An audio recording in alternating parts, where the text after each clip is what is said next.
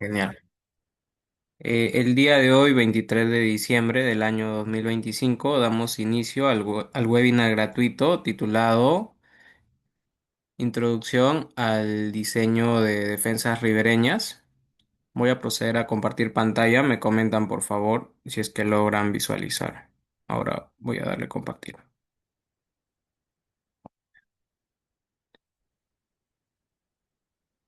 Ya. ¿Se logra visualizar?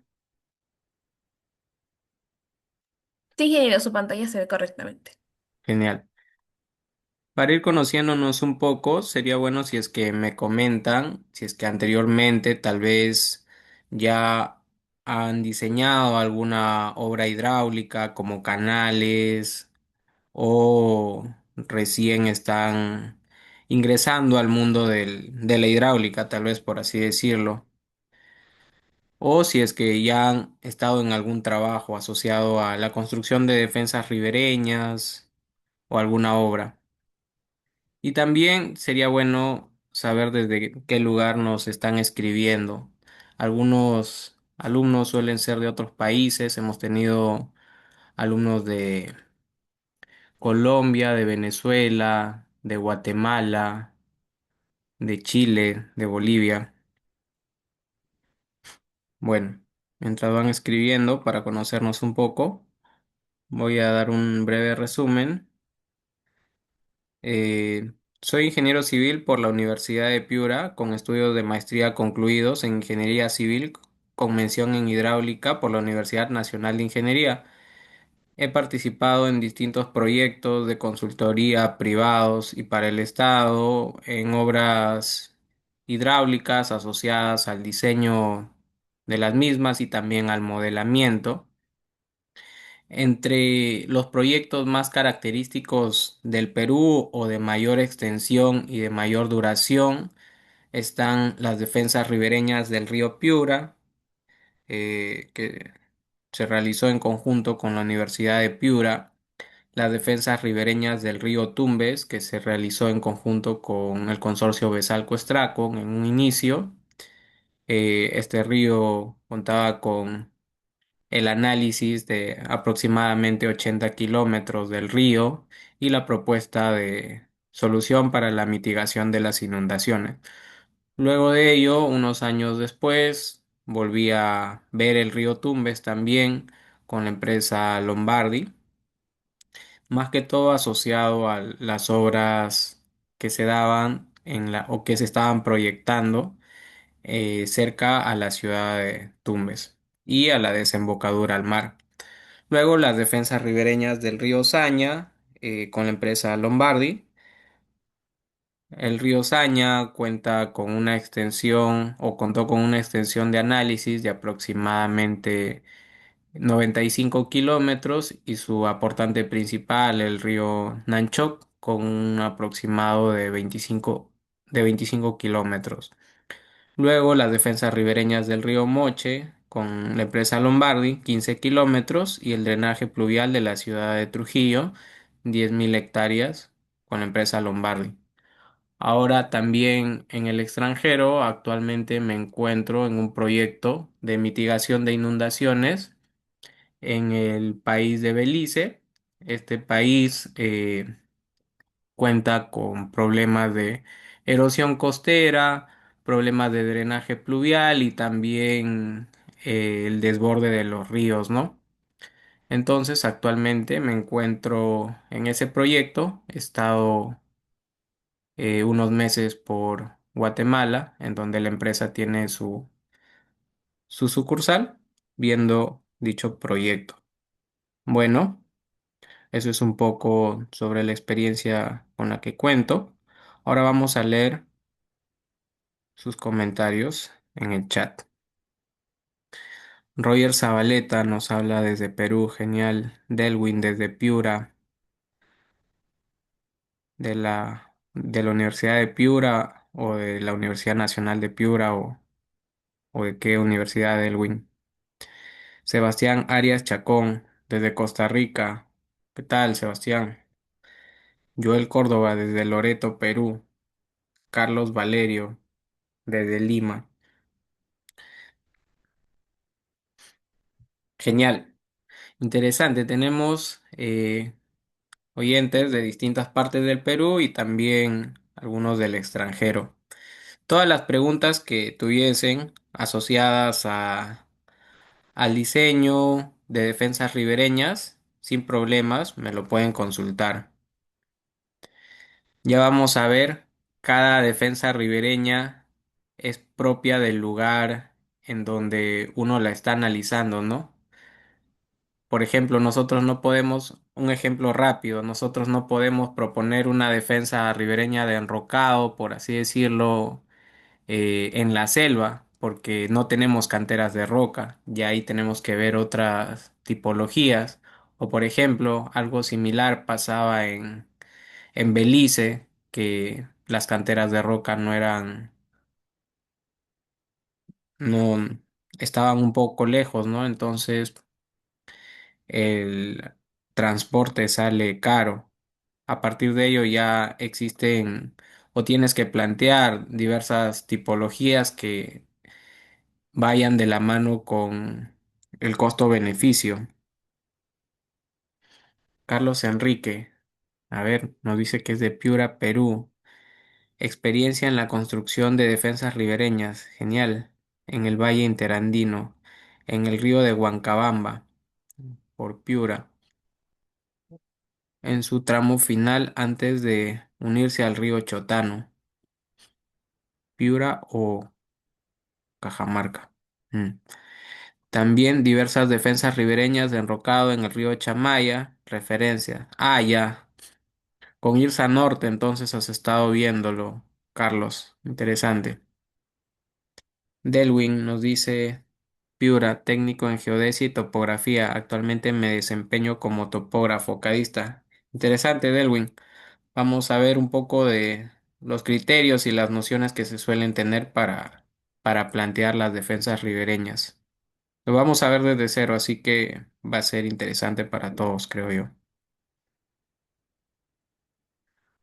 Bueno, el contenido del webinar de hoy es hablar un poco de los eventos extremos, tal vez un poco de las experiencias que he tenido en algunos ríos y también en algunas ciudades, eh, ya que sabemos que estos eventos extremos son los que causan pérdidas, eh, o nos afectan de alguna manera, ¿no? Entonces, debido a que nos afectan, nosotros tenemos que estudiarlo y saber cómo mitigar esos problemas.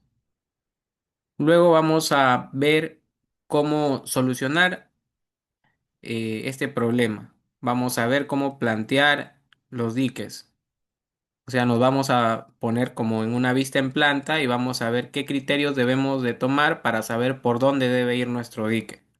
Luego que ya nosotros sabemos por dónde debe ir nuestro dique, ya podemos plantear de qué va a ser nuestro dique, si va a ser de enrocado, de geobolsa, de geoceldas, va a depender del entorno y de las condiciones hidráulicas. Y finalmente vamos a hablar de un caso especial, vamos a hablar de la defensa ribereña de enrocado, que es la que más se suele utilizar o la que se ha utilizado desde hace muchos años atrás, ¿no? A ver, Joel nos dice, soy topógrafo, actualmente me encuentro en una obra de defensa ribereña en la selva con la metodología de tablestacas. Genial, Joel. Interesante. Las tablestacas se han colocado o hemos propuesto, por ejemplo, en el río Tumbes, un poco por los temas prediales también, porque no tenemos mucho espacio. Y también se tienen implementados en el río Piura, he visto.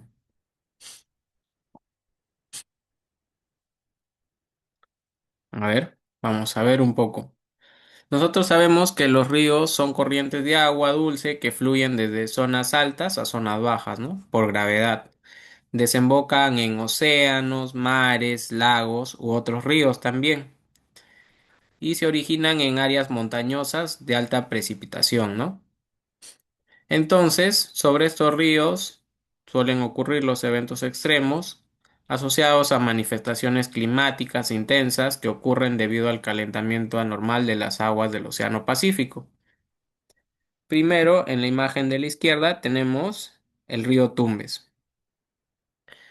El río Tumbes se encuentra en el norte del Perú. Es un río un poco complejo de estudiar. Según lo que había oído, fue o se intentó encauzar en dos oportunidades anteriores y no es que no se pudo, sino que el análisis costo-beneficio no era el adecuado. Entonces nosotros sabemos que, por ejemplo, sabemos que las obras que el Estado construye son obras de gran magnitud, ¿no? Son proyectos integrales que requieren de un costo alto. Entonces, o el Estado para que dé el go, por así decirlo, es decir, diga, si esta obra se va a construir, el proyecto tiene que ser viable económicamente. Entonces, ¿cómo un proyecto es viable económicamente? Un proyecto es viable económicamente cuando el costo de la obra, es decir, lo que me cuesta construir la defensa ribereña, es menor al costo que estoy evitando. Es decir, se hace un análisis costo-beneficio en donde veo a quiénes afecto, a qué casas afecto, a qué colegios, a qué hospitales, a qué terrenos de cultivo y ya se le da un costo a todas estas afectaciones y el costo final tiene que ser el costo de todas estas afectaciones, en pocas palabras, tiene que ser mayor al costo que me saldría en construir la obra, ¿no? Entonces, si mi obra es, por así decirlo, más barata de lo que me costaría todos esos daños, entonces mi proyecto es viable económicamente. Claro que requiere de un proceso más largo, pero en simples palabras es eso. Entonces, bueno. El río Tumbes actualmente viene siendo trabajado, por así decirlo, para evitar las inundaciones. Este río suele desbordarse con caudales asociados a los 1000 metros cúbicos por segundo. Es decir, ya cuando el caudal sobre el río Tumbes se acerca a los 1000 metros cúbicos por segundo, ya comienza a inundar los terrenos de cultivo, el agua ingresa a la ciudad. Entonces, cuando estaba realizando las visitas de campo, por ejemplo, los pobladores solían comentar que ellos sembraban sus plantas de guineo.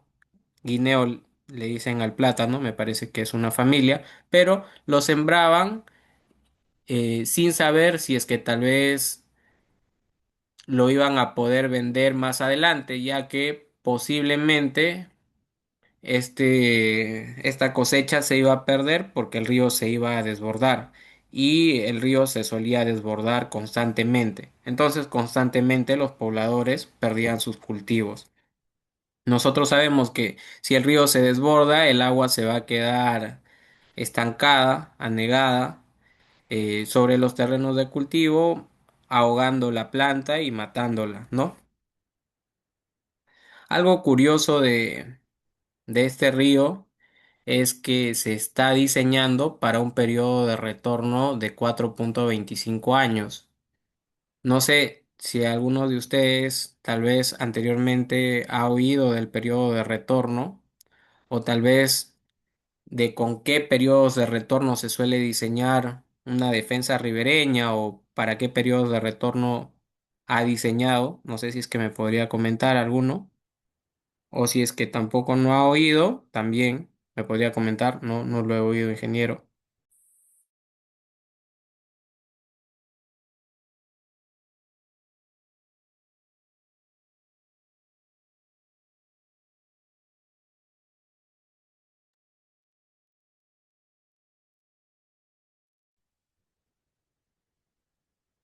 Periodo de retorno de 150 años.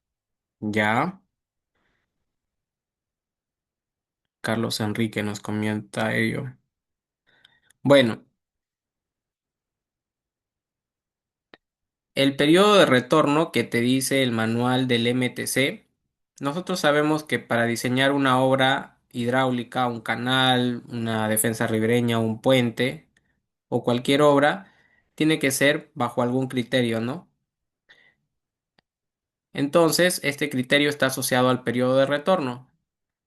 El periodo de retorno se escoge en función de un riesgo admisible y una probabilidad de excedencia que uno quiere asumir para su obra. Sócrates Rafael nos dice entre 25 y 100 años. Claro. Ahora, el MTC te dice, bueno, para una defensa ribereña toma, me parece, 40 años de vida útil y toma una probabilidad de excedencia del 25%, me parece, o 35%, 25%, me parece. Entonces, también te brinda la fórmula y te dice, bueno, si quieres saber para qué periodo de retorno diseñar, utiliza esta fórmula. Y esa fórmula está en función de este periodo, de esta probabilidad de excedencia y de esta vida útil de la obra. Entonces, si uno resuelve la fórmula y según las recomendaciones que te da el MTC, te sale 140 años, 139,9. Entonces, eh, esto también te lo comenta para los puentes. Entonces te dice, bueno, si vas a diseñar un puente o una defensa ribereña, diséñala para 140 años. Ahora, si es que estás hablando de puentes, ya si es que vas a calcular la socavación de los pilares, de los estribos, ya usa 500 años. Pero bueno, ahora estamos en defensas ribereñas. Y como les comenté, el MTC en líneas generales te dice 140 años. Ahora, puede parecer un poco elevado porque el ANA te dice, bueno, si es que vas a diseñar una defensa ribereña, esta defensa ribereña va a estar, el periodo de retorno va a estar asociado al lugar que estás protegiendo. Si estás protegiendo tal vez terrenos de cultivo, te dice, puedes usar entre 25 a 50 años. Ahora, ya si es que estás en un centro urbano, si es que estás protegiendo una población, ya toma un poco más de resguardo. Puede ser entre 50 y 100 años. Eso es un poco las recomendaciones que te suelen hacer. Pero al final, por ejemplo, para estos proyectos de la NIN, de la Autoridad Nacional de Infraestructura o la ARCC anteriormente, te pide el análisis costo-beneficio, ¿no? Que es diseñas para 25 años, diseñas para 50 años, diseñas para 100 años y la que te da un mayor costo-beneficio, ya ese periodo de retorno es el que utilizas. Ahora, a ver, ¿qué más nos dice? Eh, Sócrates, para áreas menos críticas, 25 años, para zonas de alta protección o grandes cuencas, 100 años, claro. Efectivamente, la uña de la defensa ribereña de nuestras obras se han realizado para 500 años. Claro, si es que está cerca un puente, sí, es para 500 años.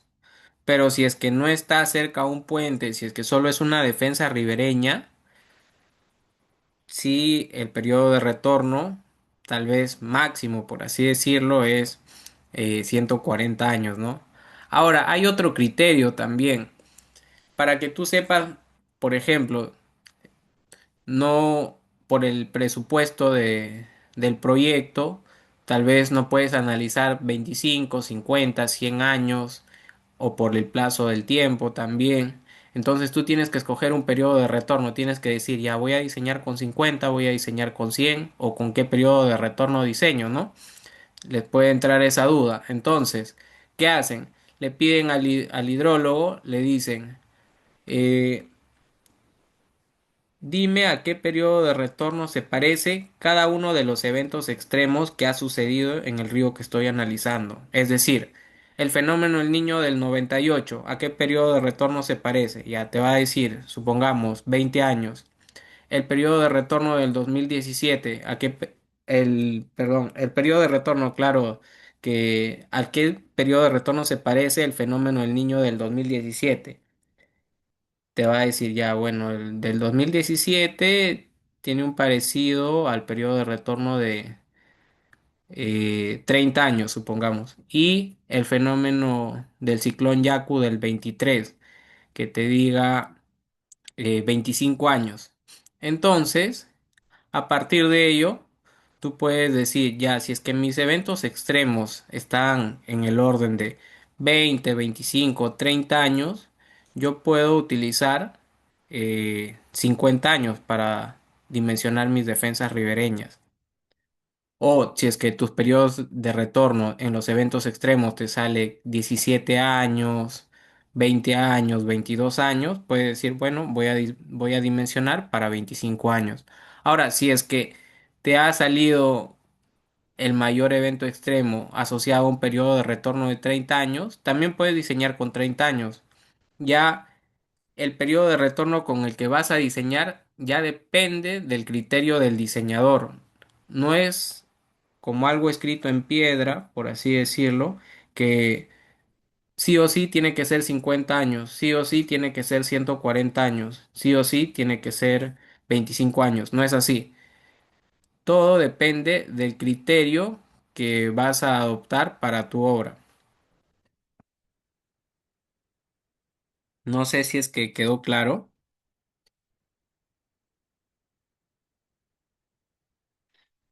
o tienen alguna consulta, por ejemplo.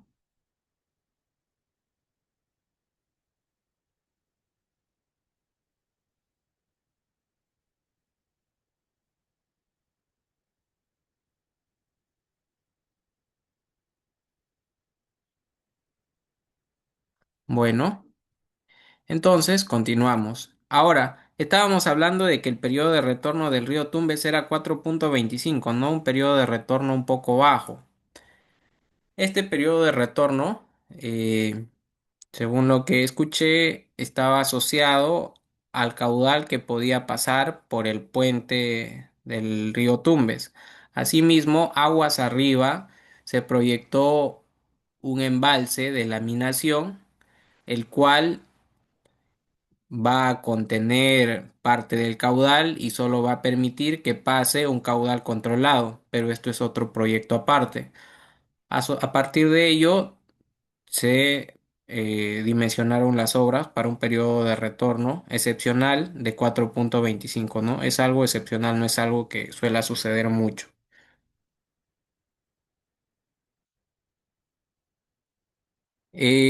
No, Carlos, el periodo de retorno es definido por por el diseñador. Siempre va a ser definido por el diseñador.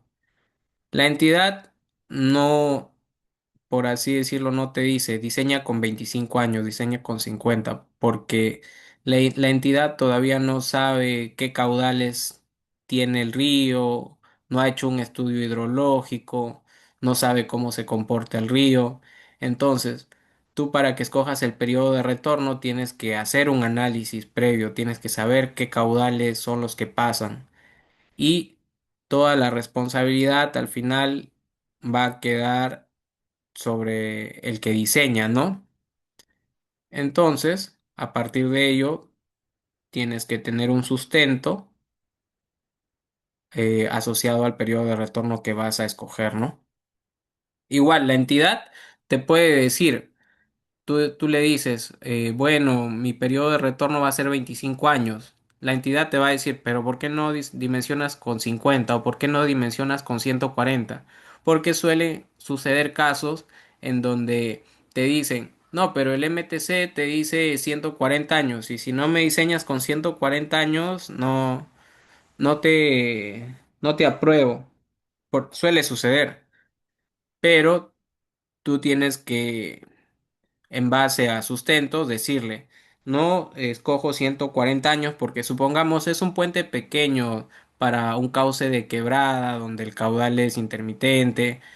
Entonces, dimensionar una obra hidráulica para un río pequeño con caudales bajos también ya es muy cara la obra, ¿no? Entonces, no resulta como diseñador que diseñes tal vez para un caudal, un periodo de retorno tan alto, ¿no?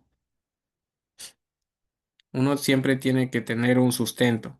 Todas las cosas que hagan, siempre sepan el por qué están haciendo algo, porque al final, bueno, eh, somos ingenieros o diseñamos obras para las cuales siempre tienen que estar sustentadas bajo un cálculo o bajo alguna razón, ¿no? Ahora, que hablamos un poco del río Tumbes, ahora vamos a hablar un poco del río Saña. El río Saña, por así decirlo, es un río un poco menos complejo de tratar, como era el río Tumbes, pero también tiene sus particularidades, ¿no? El río Saña es un río joven. ¿A qué nos referimos cuando hablamos de un río joven o un río viejo, por así decirlo? Un río viejo es aquel río que ya ha mantenido la dirección de su cauce a lo largo de los años. No ha ido modificando su cauce central, ¿no? Es decir, a ver, el río Saña ahora viene por esta zona y viene un fenómeno del Niño y cambia su dirección y se va por acá. Entonces, si tú planteaste unas obras por acá, ya el río cambió de dirección y tu trazo tal vez no está adecuado, ¿no? Eso es un río joven, el que va cambiando de dirección. Pero un río viejo ya usualmente no cambia su dirección porque ya anteriormente, a lo largo de los años, ha cambiado de dirección. Muchas veces se ha estabilizado el cauce y ha mantenido una misma dirección siempre o a lo largo de los años. Ahora, un caso particular que no está asociado tal vez a un río, pero que quería comentarlo, era en la ciudad de Trujillo. Esta foto la tomé días después del fenómeno Yaku del 2023, cuando comenzaba el servicio del análisis del drenaje pluvial. Eh, Debido a que ocurrió el fenómeno o el ciclón Yaku del 2023 a una época, por así decirlo, cercana al inicio del proyecto, nos fuimos a recorrer, a buscar todas las huellas hídricas que podíamos obtener para poder calibrar nuestro modelo hidráulico, ¿no? Nosotros sabemos que para diseñar una obra hidráulica, los pasos son los siguientes. Primero haces un reconocimiento del campo. Luego, luego de que haces un reconocimiento del campo, eh, vas a tener que armar tu modelo hidráulico, ¿no? Entonces, ahora armas tu modelo hidráulico, pero necesitas calibrar tu modelo. ¿Para qué necesitas calibrar el modelo? Para que este modelo represente la hidráulica eh, de la zona. O sea, si es que yo no calibro, es decir, si es que yo no comparo el tirante que me salió, por ejemplo, le coloco la precipitación o el caudal del fenómeno del Niño 2017 o del ciclón del Yaku 2023. Entonces los tirantes, la altura de agua que voy a tener en las calles o en las quebradas tiene que ser similar a lo que ocurrió en esa época. Si no es similar, mi modelo no está representando de manera adecuada la hidráulica de la zona. Entonces, para eso nosotros necesitamos calibrar. Siempre se calibra para un evento conocido, para el fenómeno Niño 2017, del 2023, del 98. Va a depender del evento en que nosotros tengamos un registro. Ya eso lo vamos a ver a mayor detalle en el curso. Ahora, quería mostrar esto de la ciudad de Trujillo porque aguas arriba, acá detrás de estas casas, cerca, o bueno, cerca de estas montañas, está la quebrada Las Palmeras, la cual se activó en el fenómeno Yaku Y, a ver, vamos a poner Trujillo acá.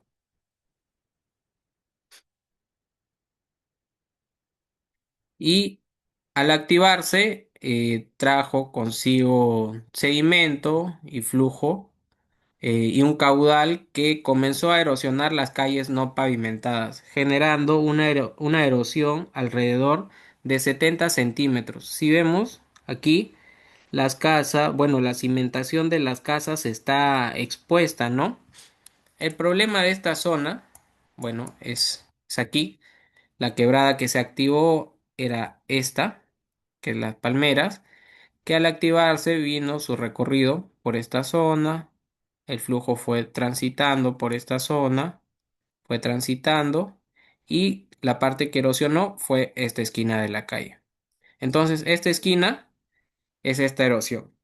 Entonces, cuando la quebrada se activó, trajo consigo el arrastre de sedimentos, ¿no? Asimismo, generó la erosión de esta zona. Erosionó toda esta zona, el flujo vino, siguió transitando e impactó con estas calles. Entonces, la particularidad de esta zona es que esa calle, si es que nosotros la vemos, la vía comienza a subir. Entonces decimos ya, si es que la calle o el flujo va a tener esta dirección, al otro lado debe seguir bajando, pero no, vemos que sube de nuevo. Entonces esto se convierte en una cuenca ciega. ¿Qué quiere decir? Que que el sedimento que ha estado arrastrando se va a depositar sobre esa zona. Entonces, ¿qué pasó? Las casas se quedaron colmatadas, por así decirlo. Si vemos acá la línea que ha dejado o la huella hídrica que ha dejado la activación de la quebrada Las Palmeras, vemos que prácticamente toda la casa se colmató. Si es que nosotros vemos, a ver, aquí vemos, ¿no? La línea marrón. Toda esta línea marrón hace referencia hasta dónde llegó la altura de los sedimentos en toda esta zona. Entonces, bueno, solo quería mostrárselos para que sepan lo que podría pasar, por ejemplo, en una ciudad, ¿no? Entonces, una solución, se los comento algo rápido para continuar, fue revestir de suelo cemento esta vía para evitar la erosión, colocar algunos diques transversales, aguas arriba, para retener los sedimentos y colocar una obra de captación para captar todo el agua que va a generar esta quebrada. Entonces, esta quebrada trae consigo un volumen de agua que es captado y es transportado por debajo de la calle hacia una salida hacia el mar o hacia el río. Y la cuenca ciega, todavía la precipitación puede hacer que el agua se acumule, ¿no? En esta zona. Entonces, sobre esta zona se colocan unas rejillas para captar el agua y se transportan sobre una tubería que va a ir por debajo de la pista. Finalmente, el flujo va a ir siendo captado y finalmente se dispone sobre una fuente de agua, ¿no? Que sería el mar o el río Moche o la quebrada que se encuentra aquí. Bueno, esa es un poco la introducción. Ahora vamos a hablar de las defensas ribereñas. Eh, Nosotros para proyectar defensas ribereñas, como les mencioné, primero calibramos nuestro modelo. Una vez que ya nosotros hemos calibrado nuestro modelo, podemos simular para diferentes eventos de periodo de retorno. Ya hemos hablado de los periodos de retorno de 25, 50, 100, 140 o 500 años. Entonces, una vez que yo ya escogí para qué periodo de retorno voy a diseñar o para qué periodos de retorno voy a evaluar, realizo la simulación sin proyecto. ¿Qué quiere decir? A mi río le ingreso un hidrograma asociado, por ejemplo, escogemos 25 años. le colocamos un hidrograma asociado a un periodo de retorno de 25 años. Entonces, esto me va a generar una inundación específica. Por ejemplo, el agua se va a inundar por toda esta zona, tal vez por toda esta zona. Y toda esta es mi área de inundación, supongamos. Y vemos que tenemos, supongamos que acá hay una población consolidada. Entonces sabemos que para el evento que nosotros estamos analizando, que es 25 años, se está inundando toda esta zona. Entonces necesitamos protegerla. Para ello nosotros decimos, ya, si es que esa es mi área de inundación, necesito colocar un dique que va a ir por esta zona para evitar esa inundación. Y para evitar esta otra inundación, tal vez un dique que va a ir por esta otra zona. Ahora, ahora, ¿cómo sé dónde va a ir mi dique? ¿Por qué lo pongo en esta zona y por qué no lo coloco más atrás y lo pongo por acá? ¿O por qué no, tal vez mi dique va por esta otra zona? ¿No? ¿Por qué estoy escogiendo esa ubicación? Para ello existen diferentes criterios. La primera es la ubicación de las fajas marginales. ¿Por qué? Porque yo sé que, por ejemplo, supongamos, tenemos fajas marginales en toda esta zona. Tenemos fajas marginales en toda esta zona. Yo sé que todo el área que está dentro de estas fajas marginales le pertenece al Estado. Esto no le pertenece a alguna entidad privada. Entonces, si es que yo coloco mi defensa ribereña dentro de estas fajas marginales, no voy a generar ninguna liberación predial. O sea, me va a costar más barata mi obra. Ahora, ¿qué es lo que puede generar esto? Supongamos que eh, el ancho natural de mi río suele ser, o con el tiempo, se ha ido expandiendo y ya no es de 50 metros que me decía la faja marginal, sino ahora es de 100 metros. Entonces, si es que respeto la faja marginal, mi defensa ribereña tal vez va a ser de 50 metros y no el ancho natural que debería, o el natural nuevo, por así decirlo, ¿no? Que debería ser 100. Entonces mis diques tal vez van a ser un poco más altos. Y al ser más altos, también tal vez voy a estar angostando un poco la zona. Entonces, al angostar la sección, mi velocidad va a aumentar. ¿Qué quiere decir? Que mi enrocado va a ser más grande también.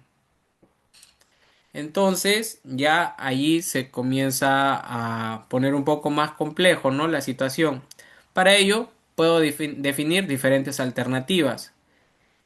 Una que respete las fajas marginales, otra que respete un poco más la hidráulica, es decir, tomo un cauce un poco más amplio, voy a hacer un poco más de liberación predial, pero mis velocidades no se van a disparar a 7 metros por segundo, 5 metros por segundo, sino van a estar en el orden de los 2 a 3 metros por segundo. Ahora, esto es tal vez ideal decirlo en un entorno de tal vez de terrenos de cultivo, ¿no? Pero ¿qué pasa si es que ya estoy en un entorno urbano y sé que no puedo tomar esos 100 metros? Tengo que tomar solo los 50 porque si tomo 100 metros me llevo casas, voy a afectar familias. Entonces ya la liberación predial cuesta más caro también. No es lo mismo liberar predialmente una casa de 3 pisos a liberar predialmente un terreno de cultivo de maíz o de arroz, ¿no? Cuestan diferente. Entonces, además del impacto social que va a generar esto. Entonces, ya allí también nos adecuamos a la zona de estudio. Entonces, Idealmente, yo lo que tengo que analizar o lo que tenemos que analizar es, primero, la ubicación de las fajas marginales, para saber que mi primera opción va a ser construir dentro de estas fajas para no generar liberación predial. Ahora, también considerar las zonas protegidas, es decir, saber lo que tengo que proteger o por dónde no tengo que pasar mis defensas ribereñas. En algunos casos, por ejemplo, sucedía en Tumbes, eh, sobre esta zona, supongamos que estamos en Tumbes, en esta imagen, sobre esta zona eh, existen manglares donde los cocodrilos suelen vivir y eh, es una zona de cocodrilos. Entonces, pasar mis defensas ribereñas por ahí tal vez no va a ser lo más óptimo porque es una zona protegida, ¿no? Es una zona de animales que ya se han consolidado. Entonces tengo que pasar por otro lugar, tengo que ir por atrás de esta zona, ¿no? Para no interferir con esta zona protegida. Ahora, la otra consideración también es las zonas urbanizadas y productivas para saber lo que estoy protegiendo. Consideraciones sobre cauces antiguos, porque estos cauces antiguos nos dicen eh, cómo ha actuado el río a lo largo del tiempo. Entonces siempre es bueno analizar cómo se ha comportado, por ejemplo, hace 20 años, luego cómo ha cambiado su dirección hace 15 años, hace 10, hace 5 años, y saber cómo se ha movido a lo largo de todos esos años. Entonces esto nos va a permitir generar una envolvente para nosotros poder proyectar nuestras defensas ribereñas sobre esta zona sin interferir estos paleocauces o cauces antiguos. Con esto estaré respetando la dinámica del río también. Es una consideración un poco más hidráulica, pero se tomaría en cuenta siempre y cuando no genere muchos problemas prediales. Ya en estos casos, si los temas prediales son un poco un indicador más alto o al que se le toma más en cuenta que a los cauces antiguos, tal vez cuando ya estamos en una zona urbanizada, ¿no? Otra es la información predial que nos ayuda a saber toda la liberación predial que vamos a hacer, saber a quién le pertenece cada hectárea para saber por dónde pasar y por dónde no. Y también la arqueología. Siempre es importante la arqueología porque puede que nosotros digamos, ya mi dique va a pasar por esta zona, pero no he visto la arqueología y cuando ya se está construyendo, al excavar se pueden encontrar con algunos restos arqueológicos que va a conllevar en la paralización de la obra. Entonces es algo que uno no quiere, ¿no? Entonces para ello debemos saber o hablar con el arqueólogo y que nos diga o nos brinde todos los polígonos arqueológicos para saber por dónde no pasar. Finalmente, también tomar en cuenta los puntos críticos del ANA. El ANA usualmente suele analizar diversos ríos del Perú y decirte, este río por este punto suele desbordarse, es un punto crítico, o esta defensa ribereña suele fallar en su uña, entonces tomarle atención, o te dice, ya ha fallado 5 veces la uña de este dique, y te va diciendo cuáles son los puntos críticos en cada río. Claro que no todos los ríos tienen este análisis, pero gran parte sí lo tiene y es necesario tomarlos en cuenta porque siempre es bueno tomar en cuenta toda la información existente, porque uno nos ayuda a reducir los tiempos de análisis, nos ayuda a comprender de una mejor manera la hidráulica del río y podemos generar un mejor producto, ¿no? Entonces, tomando estos puntos en cuenta, nosotros ya podemos definir de manera adecuada por dónde va a ir nuestra defensa ribereña. No sé si es que les ha quedado claro cómo plantear un trazo longitudinal. Me comentan, por favor.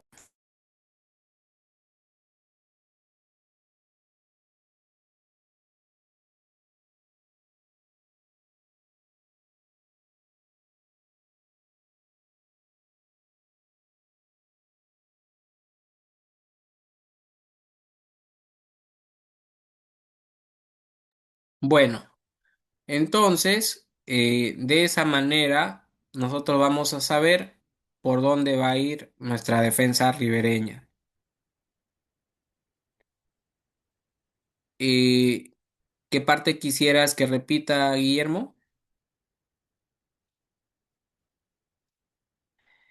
¿Qué tiempo le toma liberar los terrenos agrícolas? Buena pregunta. Bueno, depende del sector, depende de cómo es la conversación con con la comunidad. Primero, para hacer esta liberación predial, se tiene que hacer todo un expediente. Bueno, se hace un expediente de liberación predial en donde se levanta la topografía, se va casa por casa viendo qué es lo que tiene cada casa y se le hace una valorización de esa casa. Te dicen cuánto va a costar esta casa, cuánto va a costar esta otra. Entonces, la primera vía es la vía de la comunicación, como siempre, ¿no? Diciéndole, bueno, señor, por motivos del proyecto se requiere liberar esta área, la valorización es esta. Entonces, ya si es que tal vez la persona no está a favor de esa liberación, ya se llega a una segunda instancia que es ya la expropiación, ¿no?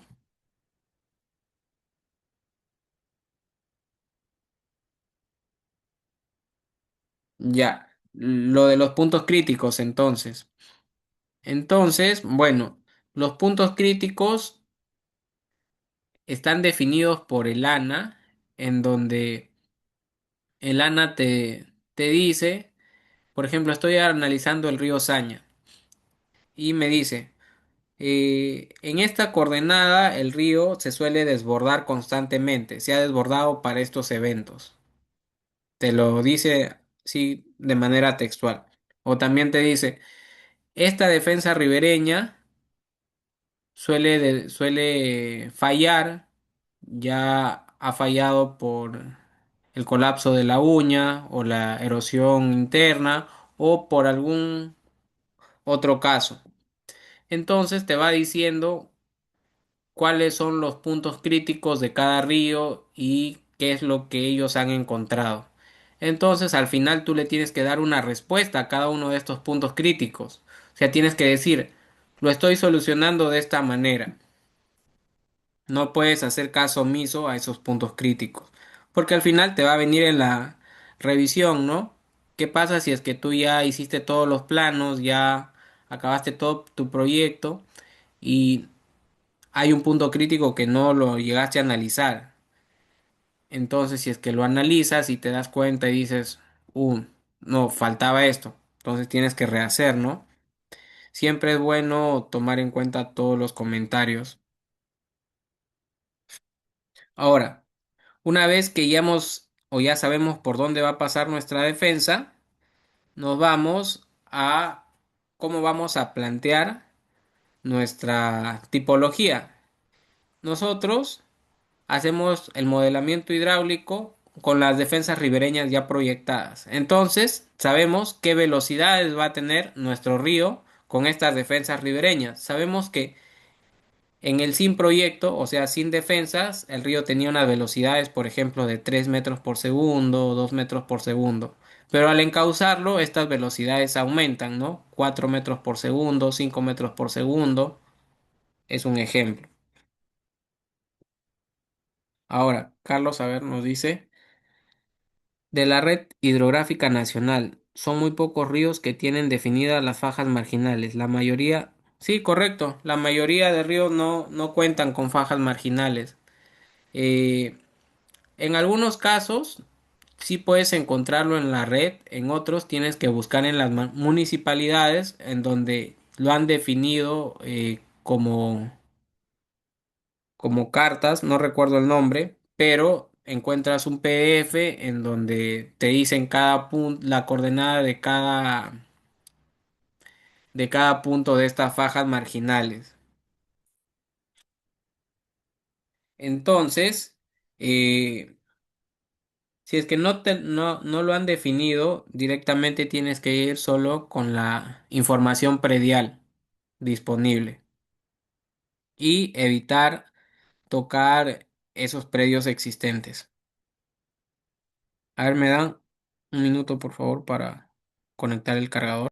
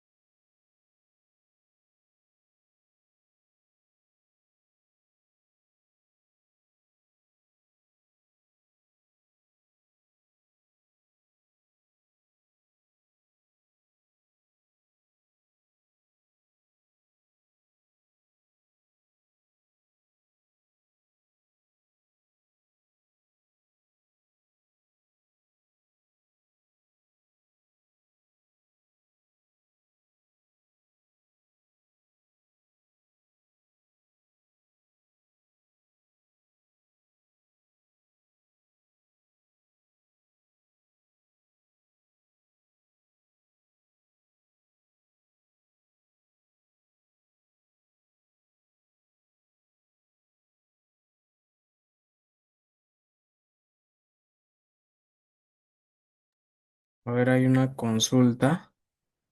Ajá, carta de anotación marginal. Bueno, continuamos. A ver, ahora, eh, ya habíamos hablado un poco de las condiciones de flujo, la velocidad y el tirante. A ver, voy a dejar de compartir. Me dan un segundo, por favor, para,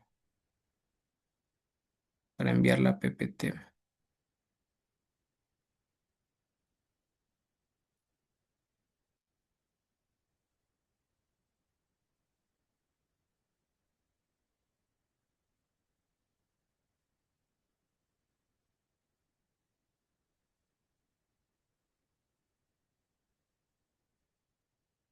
Y ahora sí, vamos a compartir nuevamente.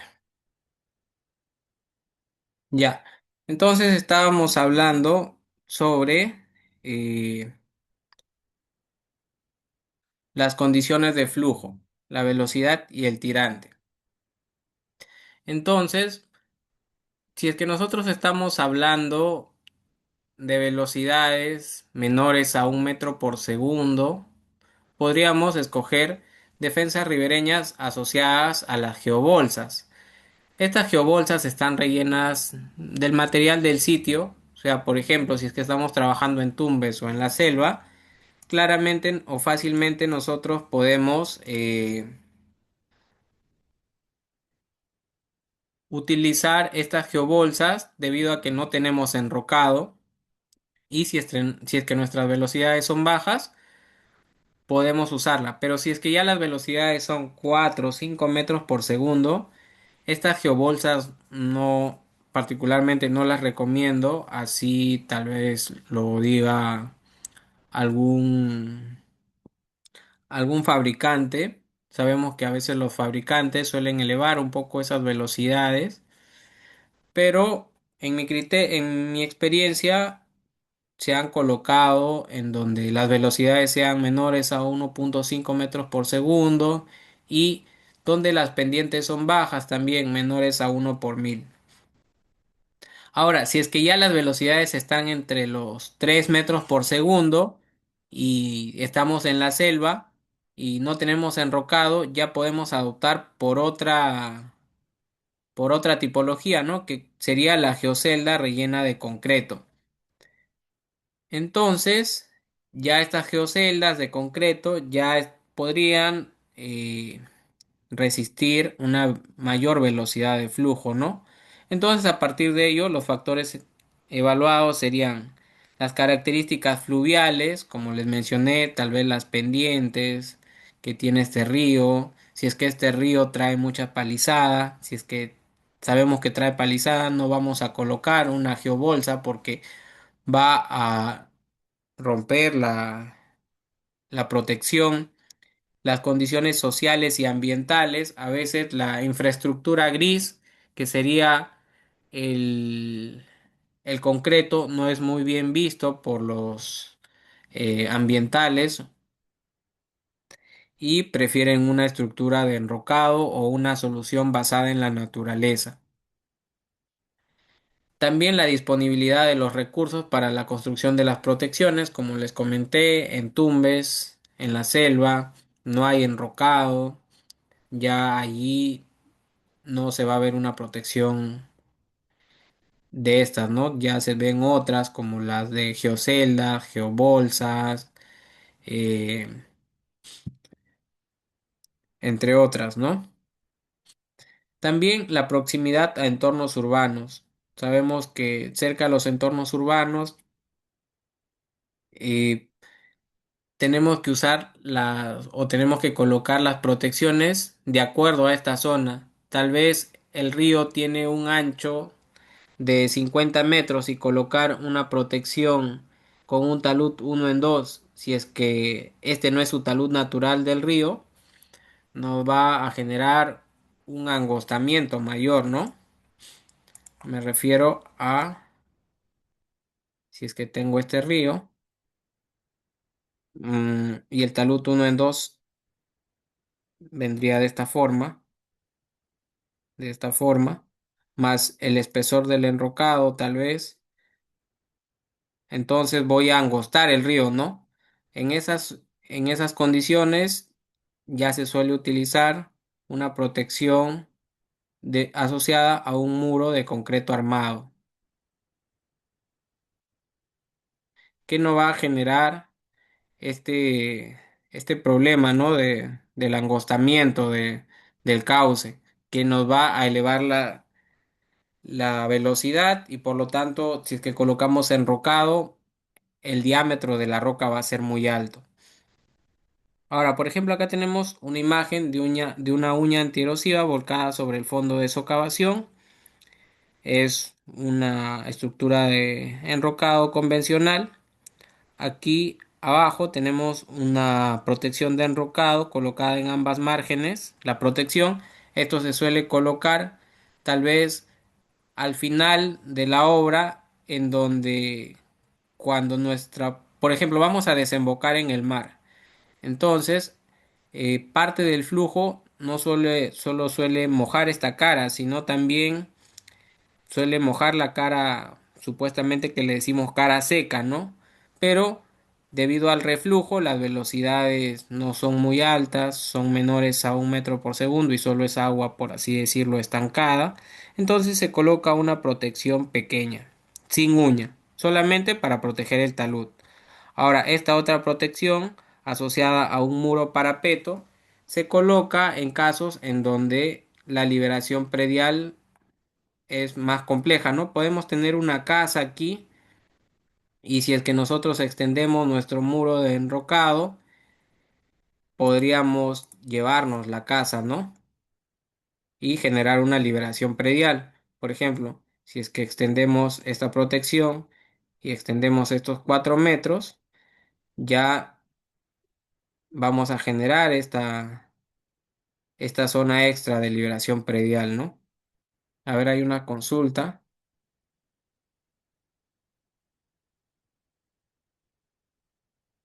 Se aplica en los cierres, en la parte final de las defensas ribereñas. Ahora lo explico con más detalle. Y no se debe verificar la máxima avenida de la zona, cómo elegimos el tipo de material o para el tipo de zona. Claro, la máxima avenida, o sea, nosotros escogemos el periodo de retorno en función de eso, ¿no, Sócrates? Nosotros decimos, vamos a escoger 25 años o 50 años porque sabemos que la máxima avenida, el fenómeno del niño, estaba asociado a un periodo de retorno menor al que estamos escogiendo. O sea, nosotros estamos escogiendo un periodo de retorno asociado a un caudal mayor a esa máxima avenida. ¿Qué dimensión de zapatas tiene el muro? Bueno, esto ya depende es un poco más un criterio estructural, va a estar en función de las cargas hidráulicas, de la altura del muro, no es una dimensión estándar. Ahora, para explicar un poco de esta tipología, supongamos que tenemos nuestro río acá y acá tenemos el mar, o bueno, nuestra defensa, y el flujo va a salir, ¿no? Va a llegar al mar. Pero hay una parte en donde va a haber un pequeño reflujo, va a haber un pequeño reflujo. Entonces, en esas zonas donde, debido a la topografía, el flujo va a todavía, por así decirlo, tocar la cara seca, se coloca esta protección. O también en los ingresos de quebrada, ¿no? A veces dejamos una zona abierta porque sabemos que el flujo de la quebrada va a ingresar por esa zona. Entonces, suele mojar un poco ambas caras y por lo tanto esa cara húmeda también la rellenamos o le colocamos una protección mínima porque sabemos que la velocidad es mínima, es menor a 1 metro por segundo. Ahora vamos a hablar un poco sobre esta tipología de enrocado. Nosotros, o bueno, usualmente podemos haber visto dos tipos de enrocado, de espesor variable o de espesor constante. ¿Cuál ustedes creen que es la más económicamente viable o la que ustedes más han visto que se ha construido o diseñado? A ver, me comenta.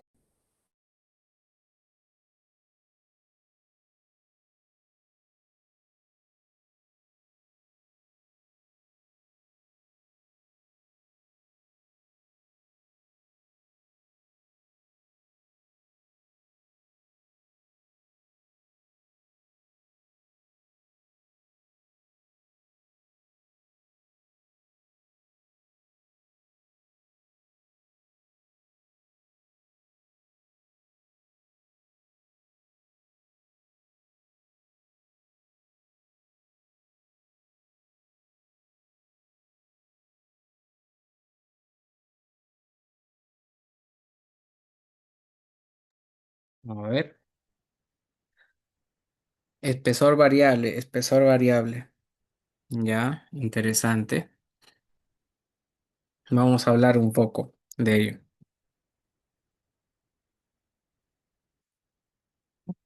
Nosotros, para hablar de qué tipo de espesor, por así decirlo, es el más adecuado, primero tenemos que ver cómo se calcula este diámetro y este espesor de enrocado.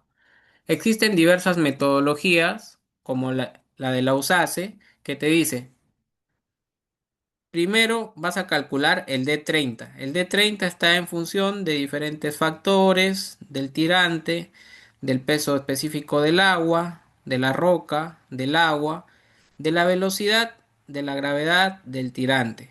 Entonces vemos la velocidad, ¿no? La velocidad sabemos que es un punto importante tal vez en el cálculo de este diámetro, ¿no? Porque sabemos que la roca que nosotros estemos colocando debe soportar las velocidades que va a traer el río en el escenario de diseño. Entonces se calcula el D30. Luego se multiplica por 1,2 y nos va a dar el D50. Luego, el D50 existen diversas normas que te dicen, para que calcules el espesor, este espesor puede ser 1,5 veces el D50 o 1,8 veces el D50 o 2 veces el D50. Te brinda ese rango de 1,5 a 2. Tú puedes escoger cualquiera de estos valores. Puedes escoger 1,5, 1,8, 2. No te van a decir nada. Ya depende de cuánto resguardo le quieres dar a tu obra. Ahora, esto es con USACE, el D50. California Highway te dice, si es que quieres calcular el D50, primero tienes que calcular el peso de la roca necesario para que no se mueva. Y este peso de la roca es el peso de la roca del D50, que también está en función de la velocidad.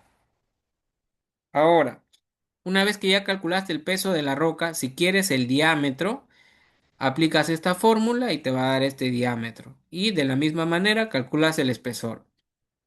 Entonces, algo común entre ambas formulaciones es la velocidad. Entonces vamos a analizar ahora la velocidad. Estas imágenes fueron extraídas del webinar que dictó el ingeniero Stanford Gibson y Craig Price en la Australian Water School que se llamó Riprap Sizing in Headcrest. Le suelen llamar distribución de velocidades en una sección transversal de cauce, ¿no? Es una sección trapezoidal común en donde nosotros sabemos que las mayores velocidades, ¿dónde se encuentran? ¿En la parte superior o en la parte inferior? ¿Ustedes qué creen? En la parte superior, ¿no? Pero nosotros sabemos que un río no es igual que un canal. Un río es meándrico, el flujo no se va solo por el centro, sino se suele ir por la margen izquierda, por la margen derecha, suele cambiar de dirección, ¿no? Entonces, es esperable que estas mayores velocidades se vayan hacia una margen. En la parte superior se encuentran las velocidades mayores. En la parte inferior ya se encuentran velocidades menores.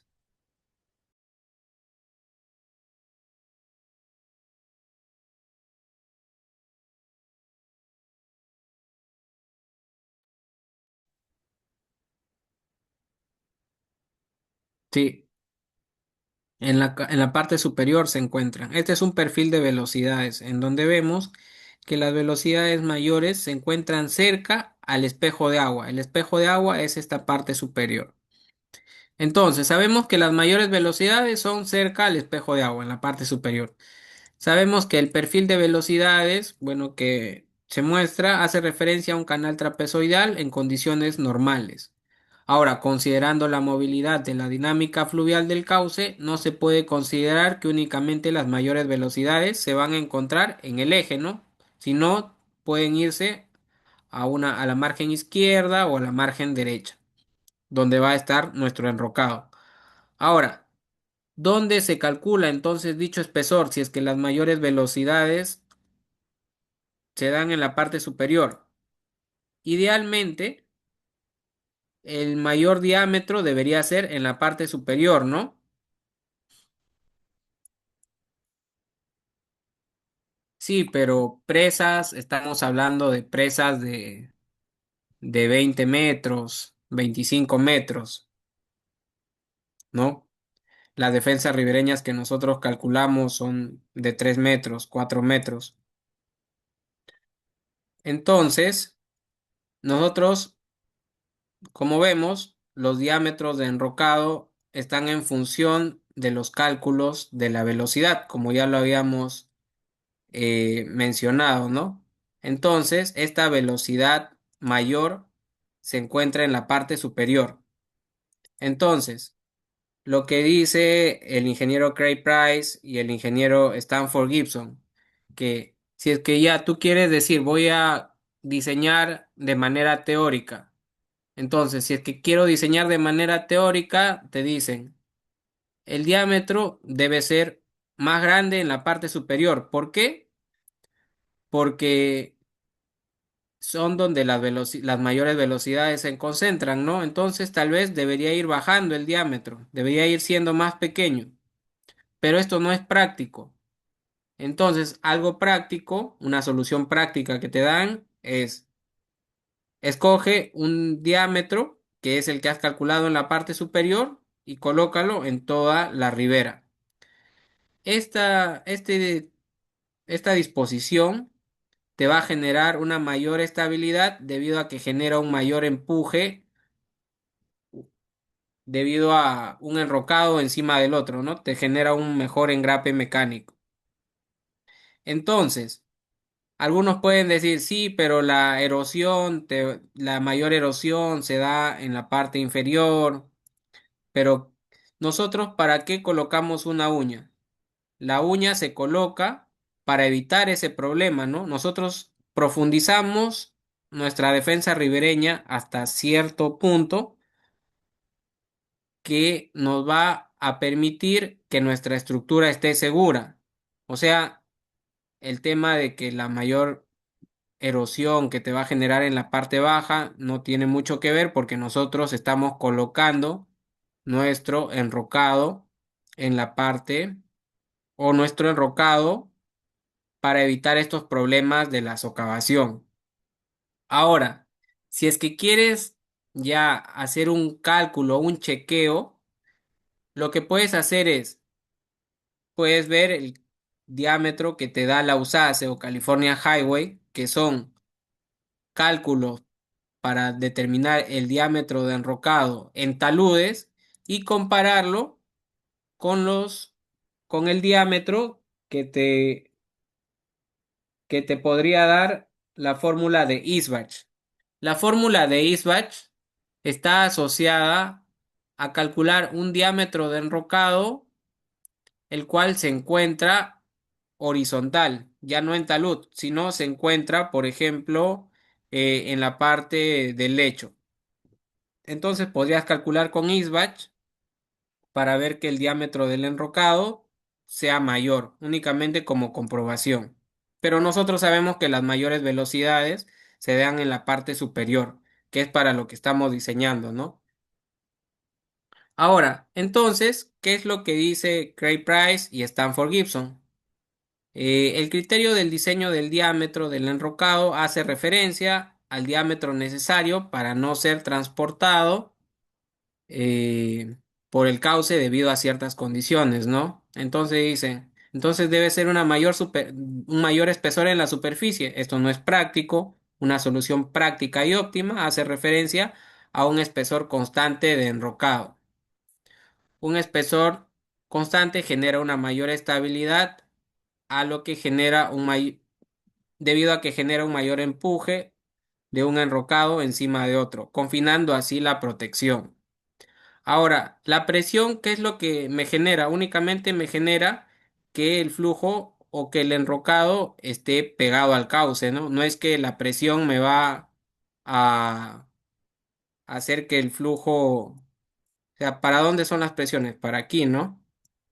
No es que el flujo, la presión me va a hacer que la roca se mueva para el centro del cauce.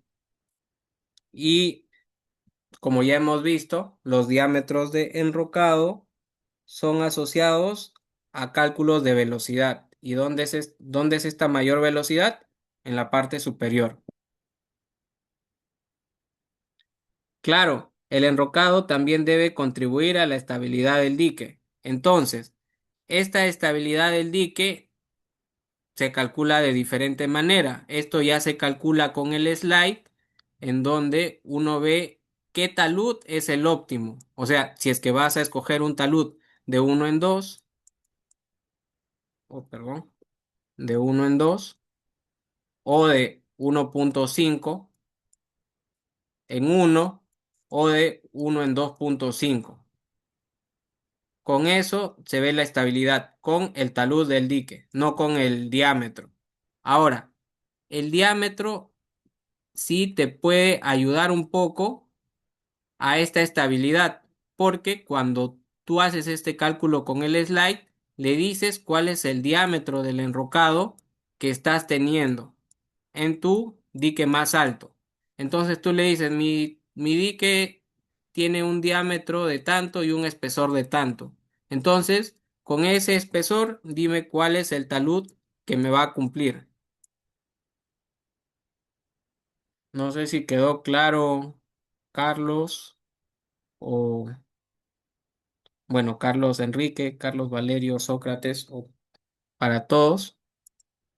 Si es que tienen alguna duda, igual no duden en comentarlo, pero la estabilidad se ve con el talud de la defensa. Y el diámetro del enrocado está asociado a la velocidad. Ahora, hice una revisión de la bibliografía, no solo del video, en donde tal vez se ha utilizado el espesor de enrocado constante y donde se ha utilizado el espesor de enrocado variable. Entonces, Pilarczyk, en su publicación Design of Fragments del año 2003, te brinda diferentes secciones típicas de enrocados en donde siempre hace referencia a un espesor constante. Lo mismo el manual de diseño de la USACE y también el ingeniero Horacio Meri en su libro Hidráulica asociada al diseño de obras, en donde te hace referencia a un enrocado en doble capa. Esta doble capa está asociada al espesor. Ahora, acá solo les he mostrado tres casos, pero los casos que se encontraron son los siguientes, donde se muestran espesores constantes. En el manual de diseño de la USACE de Estados Unidos del 91, la publicación de Pilarczyk, Design of Treatments de Estados Unidos 2003, y por ejemplo en Estados Unidos en el manual de diseño de carreteras, en el manual o en la guía del GEC 23, estos para Estados Unidos, ¿no? Luego en Chile ya habíamos mencionado un poco de Horacio Meri, también en el manual de carreteras, en el libro Ingeniería de Ríos de México de Juan Martín Vide, en RIPRAP Design and Construction Guide del British Columbia en Canadá, en el manual de Ingeniería de Ríos de José Massa, en la guía australiana de diseño de caminos, el Austro Roads, en Australia.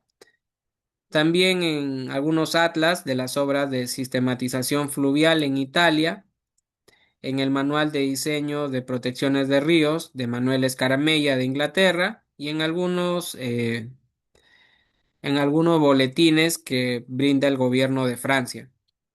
Ahora, el espesor variable únicamente lo encontré en el libro de Terán del año 98. Es un buen libro, el cual te brinda unas guías iniciales para poder diseñar una obra. Sin embargo, no te da las referencias de dónde saca cada cálculo, ¿no? Pero sí es un libro interesante. También donde pude encontrar eh, este espesor variable fue en diferentes expedientes del Perú. Y bueno, ahora, para finalizar, si es que nosotros proyectamos una defensa ribereña, por ejemplo, y decimos, quiero que sea de espesor constante, o bueno, vamos a tener esto. Nosotros sabemos que si es que nosotros queremos que sea de espesor variable y no eh, afecte la seguridad de la obra, el mayor espesor, ¿dónde está? En la parte superior. Entonces, si es que queremos que sea de espesor variable, tiene que ser de esta manera, ¿no? Entonces, ¿qué es lo que te genera? Un mayor volumen de enrocado. Ahora, esto en 50 kilómetros de río ya te va a generar un costo mayor, ¿no? Porque vas a necesitar un mayor transporte, una mayor cantidad de volumen de roca de las canteras, una mayor mano de obra. Entonces, te va a salir un poco más caro, ¿no? No es, por así decirlo, la obra más óptima. Ahora, si es que dicen, no, pero quiero que el mayor espesor sea en la parte inferior para que me salga más barato. Si es que es en la parte inferior, tendría que ser de esta manera. ¿Qué es lo que pasa? Ahora el diámetro en la parte superior, que es donde están las mayores velocidades, no cumplen estos criterios de diseño, ¿no? Entonces mi seguridad, mi obra ya no es segura porque no me está cumpliendo los criterios de diseño. Entonces, finalmente, como conclusión, quería que con esto se queden también que el enrocado que me va a generar un diámetro más óptimo un, una sección más óptima y un costo adecuado es el de espesor constante. El ANA no he visto que te recomiende un espesor constante o un espesor variable, pero con todo lo que hemos visto, creo que está claro y está fundamentado técnicamente por qué deberíamos escoger el espesor constante, ¿no? Y si es que el ANA te dice hazlo con un espesor variable, tú como profesional puedes decirle, eh, por estas razones es porque estoy escogiendo un espesor constante y fundamentarlo sin problemas.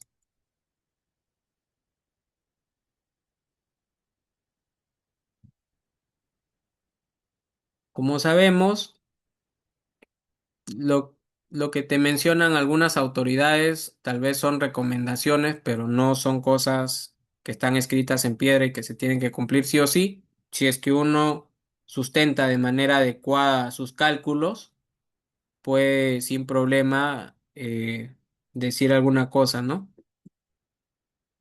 Decir, definir y diseñar alguna cosa que puede ser económicamente más viable y gastar menos recursos del Estado, ¿no?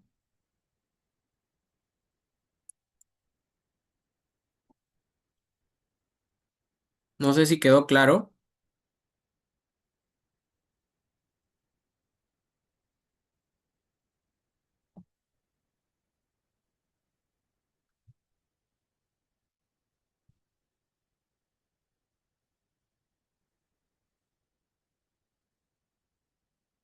Genial. Bueno, eso habría sido todo por hoy. Espero que les haya parecido interesante el webinar del día de hoy. Entonces, muchas gracias.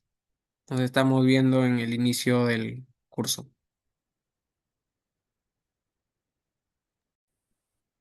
Listo, ingeniero, muchas gracias por su participación el día de hoy. Con usted ha sido todo, pero conmigo van a quedarse los chicos para poder empezar con las dinámicas finales para cerrar este webinar. Muchas gracias, ingeniero. Gracias. Listo, chicos, voy a compartir mi pantallita para que ustedes puedan ver lo que tenemos para el día de hoy para cerrar nuestro webinar. Hoy hay dos dinámicas muy buenas para que ustedes puedan empezar a tener los beneficios del día de hoy. ¿Listo? Por haber participado en el webinar del día de hoy. Vamos a empezar con nuestra primera dinámica, la cual consiste en un 50% de descuento, chicos. A la inscripción a nuestro cursito especializado, diseño y modelamiento de obras hidráulicas. Este 50% de descuento es por tiempo limitado. Así que ustedes tienen ahí, les voy a compartir el link y tienen este tiempo así, súper corto para poder incluirse en la inscripción de nuestro cursito especializado. A ver, por ahí. Y esto voy a compartir el link de de nuestra primera dinámica, en lo que vamos conversando un poco sobre nuestro curso especializado. Ahí comparto el link. Listo, chicos. Ahí está el link para que ustedes puedan ingresar a a nuestra primera dinámica. Listo, en lo que vamos empezando, vamos a conversar un poquito sobre nuestro cursito de diseño y modelamiento de obras hidráulicas. Aquí vamos a colocar el cronómetro. Sí, listo. Listo, chicos, diseño y modelamiento de obras hidráulicas. Empieza este martes 13 de enero del 2026, chicos. Vamos aquí a conversar un poquito sobre el curso y sobre los detalles que vienen dentro de él. Recordarles mantenerse en sala porque ya viene el sorteo de las 13 semivicas.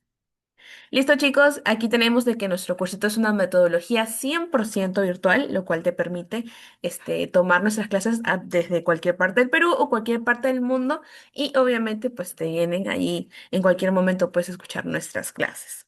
Asimismo, contamos con 25 horas académicas, las cuales están divididas respectivamente en 10 sesiones. También recordarles que tenemos por aquí que el inicio obviamente ya se ha mencionado, el 13 de enero, y obviamente que nuestro horario es de martes y jueves, de 8 de la noche a 10:30 de la noche. Nuestro contenido del curso está dividido respectivamente en 10 módulos y también pues obviamente al matricularte en la modalidad avanzada tú cuentas con nuestra inclusión en nuestra aula virtual, lo cual te permite tener acceso a las grabaciones, al material de clase y al material que compartan dentro de nuestras sesiones por el aula virtual. ¿Listo? ¿Listo chicos? Ahí. Recordemos que tenemos ahorita mismo activo el 50% de descuento. Nuestra inversión general del curso es de 360 soles. Ah, y ahorita por el gran descuento del 50% bajamos a 180 soles. Y en cuestión de dólares, 109 dólares a 55 dólares, chicos. Ahí vamos a ir bajando. Recordarles ahora, comentarles también de que por ser GES un centro de entrenamiento autorizado por Autodesk, contamos con 3 certificaciones internacionales a nombre obviamente de este gran centro. Y pues por ello, al aprobar todo el curso, automáticamente tu certificado a nombre de GES y tu certificado a nombre de Autodesk. Internacional, chicos. Ahí son un poco más del tema, los temas que vamos a ver en el curso, todo el contenido, allí dividido en cada sesión. Y obviamente les tenemos que comentar que para nuestro curso especializado van a haber 2 docentes encargados, muy buenos la verdad. El primero nuestro docente Luis Vilches, el cual estaba encargado del webinar del día de hoy, y el ingeniero Slater Angelia. Ellos dos van a estar ellos dos van a estar durante todo el desarrollo de nuestro curso especializado con ustedes para cada sesión y para cada compartir todos sus conocimientos. Listo, chicos, por aquí recordarles que matricularte en la modalidad avanzada, obviamente ya contamos con las 25 horas académicas y incluye nuestras clases 100% en vivo por medio de la plataforma del Zoom. Chicos, si ustedes cuentan con alguna duda, alguna consulta, algo, pueden allí en vivo colocarla con el docente y obviamente tener el soporte adecuado. También recordarles que tenemos el acceso a las grabaciones y el material de clase que obviamente van a estar compartiendo los docentes al día a día y en cada clase. También, chicos, recordarles que nuestro certificado de nombre de GESCOMBIAL cuenta con un QR de verificación, lo cual te permite a ti desde cualquier dispositivo móvil acceder a tu certificado. Listo, aquí tenemos nuestra inversión general, chicos. Este descuentazo del 50% por tiempo limitado te baja a ti la inversión general de 360 soles a 180 soles y en cuestión de dólares, 109 dólares a 55 dólares. Listo, vamos a ir bajando todavía. Ahí tenemos un poco de ejemplos de nuestro certificado de nombre GESCOMBIAL. Comentarles, adicional a ello, de que tenemos nuestro certificado de nombre del Colegio de Ingenieros, lo cual cuenta con una inversión 100% opcional de 35 soles o 10 dólares. Listo, por aquí tenemos aquí un poco de nuestro cursito, de nuestra plataforma virtual y obviamente el link para inscribirse que ya ha sido enviado por medio del chat del Zoom. Vamos a ver un pequeño video para poder expandirnos un poco más sobre el curso especializado. Chicos, recordarnos mantener en zona porque ya viene el sorteo de las 13 semibecas. El modelamiento digital es clave para garantizar precisión, eficiencia y cumplimiento de normativa de las obras hidráulicas. Con Civil 3D y Subassembly Composer puedes llevar tu diseño a otro nivel, desde canales y badenes hasta diques, gaviones y defensas ribereñas. En nuestro curso especializado Diseño y Modelamiento de Obras Hidráulicas con Civil 3D más Subassembly Composer aprenderás a diseñar y modelar estructuras hidráulicas según el manual del MTC, integrando criterios técnicos con herramientas avanzadas de modelado. ¿Qué aprenderás? Diseñar canales, badenes, gaviones y defensas ribereñas con criterios hidráulicos sólidos. Modelar ensamblaje personalizado en Subassembly Composer. Crear corredores hidráulicos, superficies y secciones transversales. Calcular volúmenes de movimiento de tierra y materiales. Generar reportes técnicos de tus diseños con enfoque profesional. Domina Civil 3D y obtén una certificación respaldada por el Colegio de Ingenieros del Perú. Y lidera con GESCOMBIAL. Listo, chicos, un momento, vamos a volver a compartir pantalla. Ahí vamos a colocar. Un momentito, vamos a volver a compartir pantalla para que ustedes puedan visualizar. Todavía tenemos activa nuestra primera dinámica, la cual es del 50% de descuento. Ahí voy a volver a compartir mi pantallita. Ahí, chicos, a ver, vamos a compartir mi pantalla para que ustedes puedan ver. ¿Listo? Vamos a conversar un poquito más sobre el curso, cosas que ya hemos mencionado al inicio. Recordad que el curso de diseño y modelamiento de obras hidráulicas con Civil 3D más Assembly Composer empieza este martes 13 de enero de 2026. recordarles cosas que ya hemos mencionado antes en la cual cuenta con una modalidad 100% virtual, lo cual te permite desde cualquier parte del Perú o del mundo tomar nuestras clases 100% en vivo y las 25 horas académicas divididas en 10 sesiones respectivamente. El horario cuenta de martes y jueves de 8 de la noche a 10:30 de la noche y obviamente nuestro contenido del curso dividido en 10 módulos respectivamente. Al matricularte en la modalidad avanzada, chicos, ustedes cuentan 100% con nuestra accesos a la aula virtual y todo lo respectivo a las clases en vivo.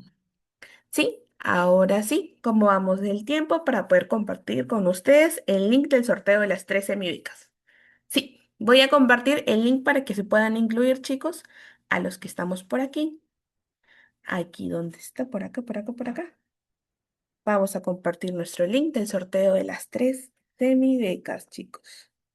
Ahí está para que ustedes puedan ser parte de este gran, gran sorteo y pues obviamente tengan este gran beneficio.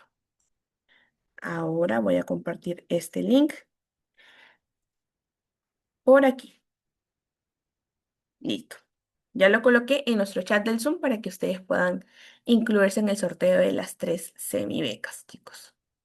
Ahí está. Aquí tenemos a chicos que están participando por medio del Facebook. Vamos aquí a acomodar sus nombrecitos y ya compartimos nuestro sorteo de las 13 becas.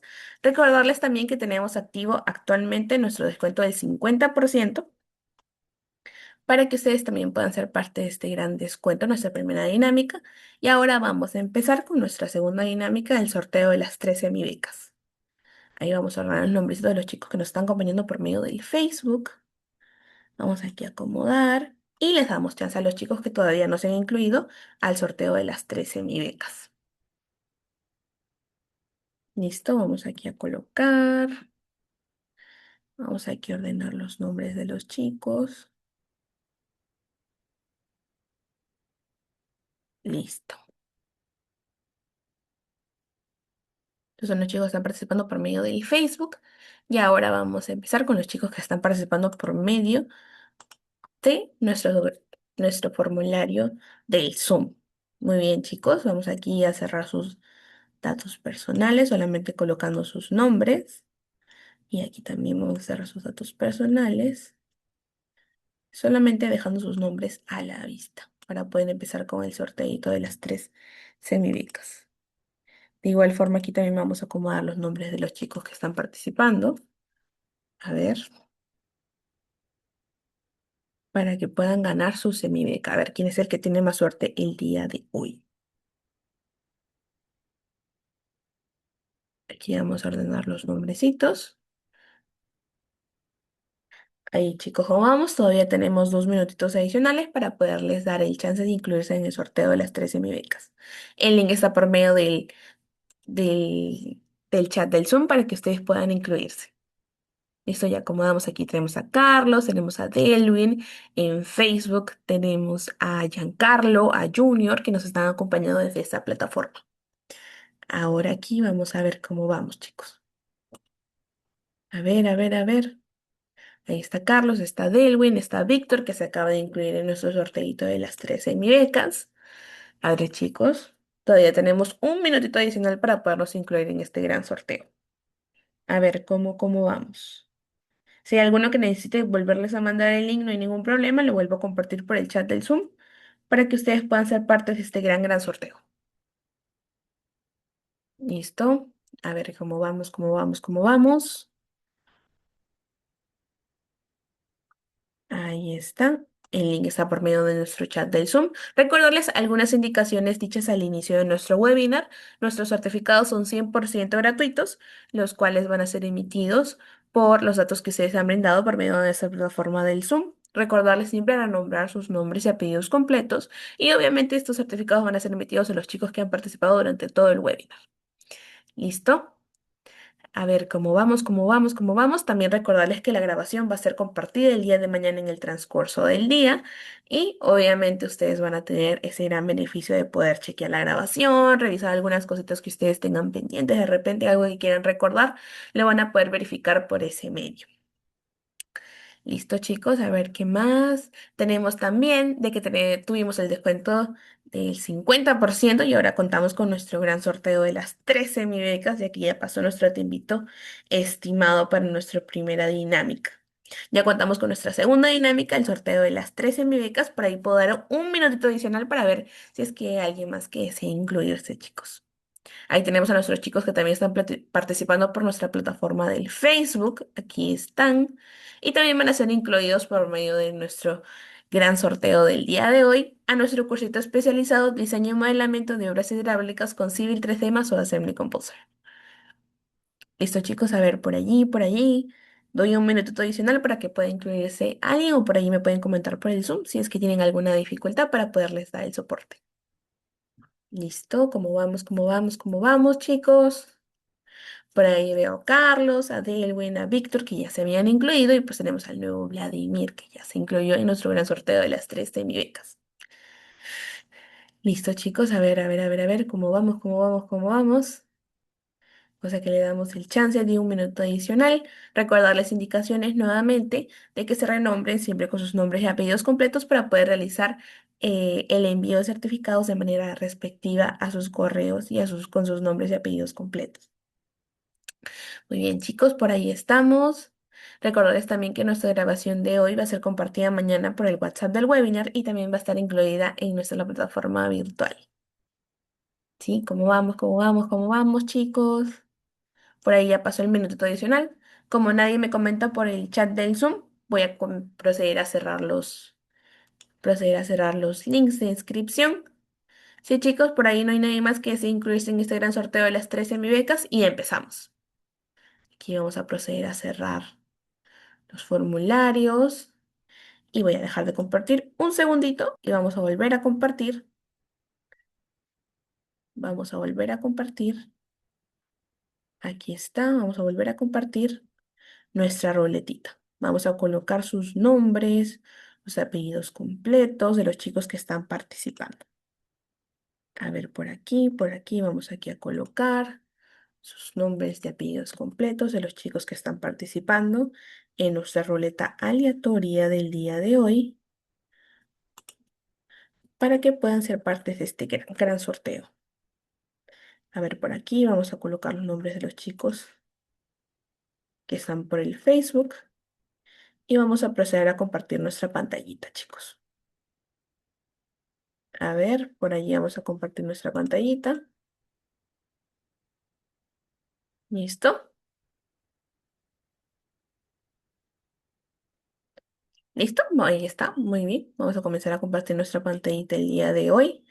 Chicos, mucha suerte a todos y vamos a empezar.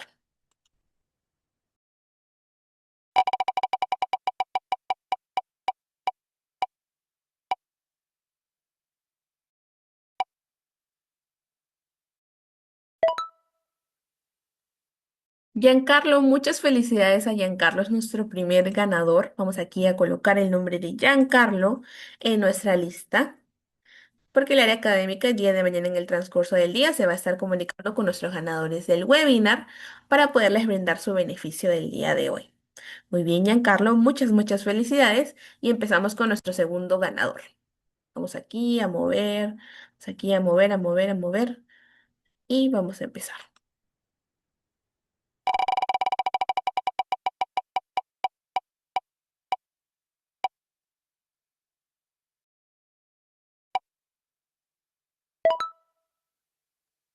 Vladimir es nuestro segundo ganador, chicos. Recordarles que a los ganadores del día de hoy, mañana en el transcurso del día, el área académica nos vamos a poner en contacto con los chicos que están ganando sus grandes semibecas para poderles brindar su beneficio. Listo, Vladimir, muchas felicidades. Vamos aquí a volver así a mezclar, a mezclar, a mezclar y vamos a colocar al último ganador.